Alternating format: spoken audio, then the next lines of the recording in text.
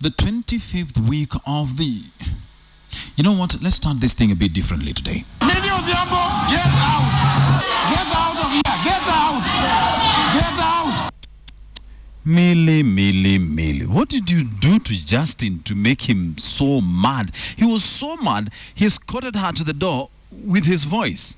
And my thinking is, if you tell someone, if you scream at someone to get out, and they gladly oblige, shouldn't you just let them live in peace? Oh, Justin, that's no way to treat a lady, Mr. Speaker, sir.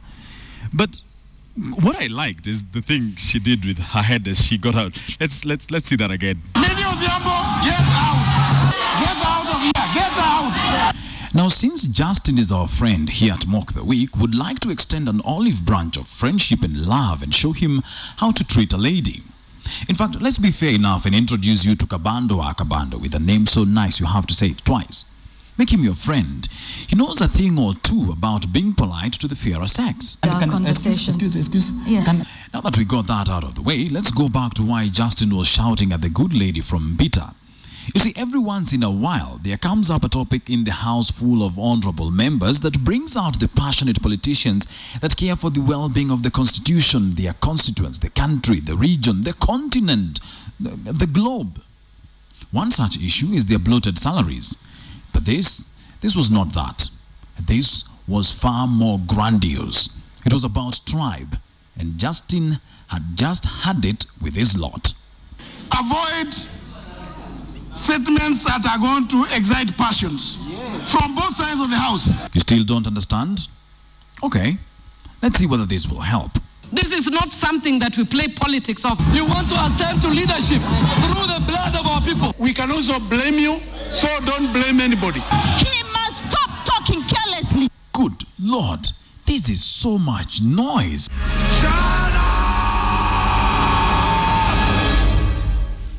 Thank God, finally some peace and quiet. But as our MPs screamed and threatened to bite each other's heads off across the border to our neighbors in the land of Matoke, the MPs were busy enjoying the peace and quiet of their place of work.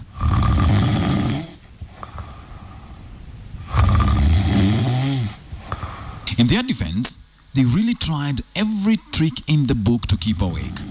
But the sleep, oh, it was just too alluring.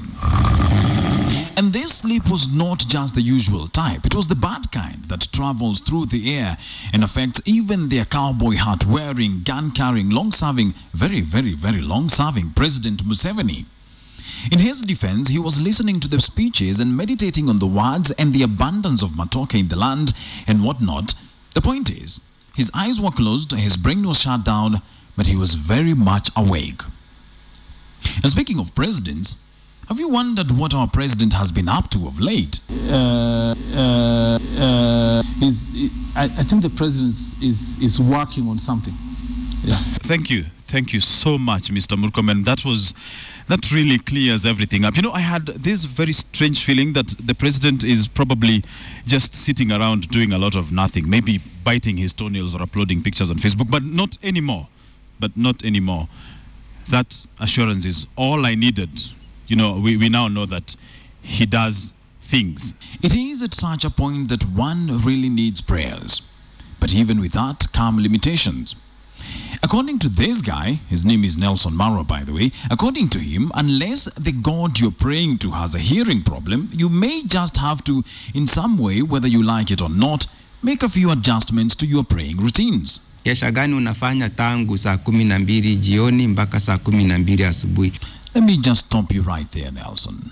We seem to have a bit of a misunderstanding kwa utumizi wa msamiati katika lugha ya Kiswahili. Hebu tujiulize, je, maana ya kesha ni nini? Kulingana na kamusi ya Kiswahili sanifu, kesha ni kukaa macho usiku bila kulala. Mfano katika sentensi, Nelson alikesha kanisani akiomba. In essence, what I'm trying to say is, people can't exactly kesha for an hour and a half. It would be incomplete. It would be a K. But I digress. You are making a point. Huyu Mungu naomba na kushauti. Kwani hana masikio? Huyu Mungu hana masikio? Careful, Nelson. Careful lest you get struck by lightning. But the question is, why ban caches? We must address early warning signs to conflict and insecurity. Yes, praising God in the night is now a threat to national security. The gospel, according to Nelson Marwa. And speaking of gospels, it has been a long month for Baba since he came back from the land of Obama Jr.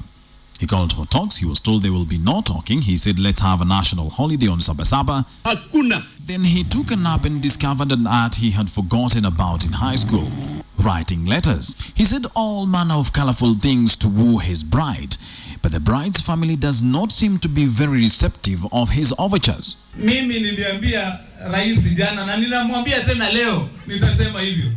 Ya kwamba akiingia kwenye ofisi siku ya Jumatatu, achukue hiyo barua kwenye bahasha juu, achukue kalamu nyekundu, aandikie return to sender.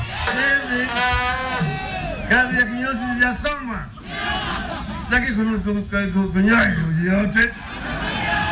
Rais ni ndugu yangu mdogo.